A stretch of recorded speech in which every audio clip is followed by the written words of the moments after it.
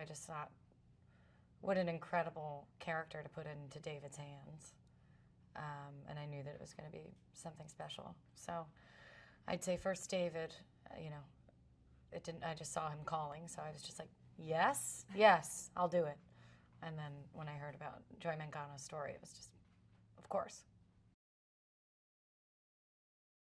This particular woman has her own dreams and has her own aspirations that she's put on hold for her entire life. Um, and I think that that's a huge reason of why the story spanned for so long, for these 4 generations. How long can you keep putting other people in front, you know, before yourself, before you finally decide there's something inside me that has to live, that has to breathe. Joy is a story told over 4 generations. It's about a woman and her family. It's about Joy's role as the mother and her battle and her struggles to bring her dreams, you know, to light and become this matriarch of this family and a multi-billion-dollar company, and also what happens after success. What does joy and happiness mean after you've achieved your goal? Joy had been buried for 17 years. She was discovering in her dreams, and she kept burying this certain part of herself, and that was something she was doing to herself. It was something that her family was doing to her, and when she finally follows these dreams and has enough faith in herself to move forward, it's unstoppable when that happens. It's addicting when you get strength in yourself and you start to have confidence. And so she knew that she could sell them up. She knew she's a mother. She's a mother of 2. She's cleaning a house every single day. She knows about cleaning products. She knows what these women who she's selling to, she knows what they want. And so she finally just had to gather the confidence to say, I'm the one that people want to be seeing. And she was right. Joy has, you know, a very kind of complicated family dynamic because she loves her family to the ends of the earth, as most of us do, and they love her dearly, but they don't support her. But to them, it's out of love. It's to try to protect her.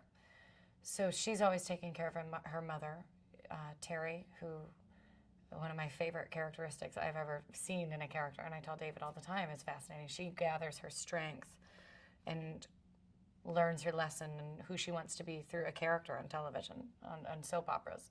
It's just the world that she chooses to disappear into. So Joy is always taking care of her mother. She's never really had the chance to be the child because she was always taking care of her parents, and now she's older and she's still taking care of her parents, and she's also taking care of her husband, Tony, who's another child. You know, he is a failed nightclub singer, and he's, you know, it's his dreams and what he wants to do, and she's raising the children, and she's kind of raising him, and she says, you know, they're the best divorced couple in America because they get along, you know, and he still lives in the basement, which, as Rudy, Bob De Niro's character, points out, is not the proper way to be divorced. Joy has kind of, I would say, the relationship that she has with Rudy, her father, is more just kind of helpless. It's kind of, he is who he is. He's not going to change.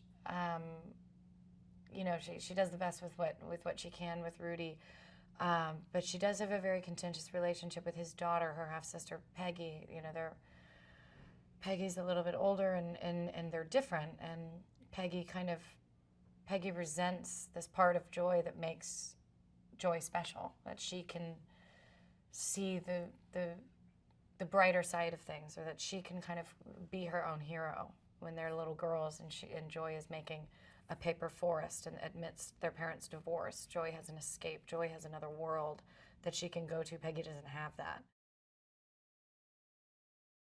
She wanted so badly to impress her family, and then it's kind of sad how much worse it gets when you do impress them, because then they need something from you, then they want something from you, then they're, you know, and Joy's family in particular, they're always taking something from her. They're taking her willpower, they're taking her hope, saying you can't do this, and you're just not good enough for this, you're just not smart enough for this, you're just not business minded, and taking, and then when she thwarts through that and finds success, then they continue to take from her, and it's sad, and it's unfortunately very true for a lot of people who've found success that end up needing to give more to the people who never gave them a thing, or, you know, I'm here in spite of you, and yet I feel like I owe you,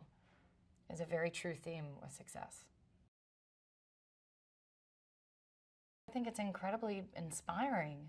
She didn't, it's the American dream.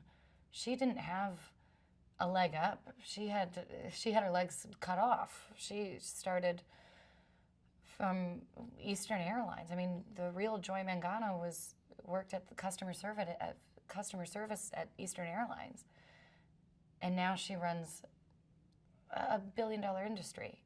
You know, it's if you have a dream, if you have an idea, if you're smart enough, if you work hard enough, you can make it happen. I think it's incredibly inspiring. Bradley plays Neil Walker, who is at QVC, and he's the first person that Joy, you know, Joy has no idea kind of where she is. She doesn't know what QVC is, and she tries to sell him the mop. He's the first person who really starts to kind of believe in her hesitantly. Bob is so paternal and lovely to me. He's just always been so nice to me, and so it felt really natural that he would play my father, because in so many ways he was this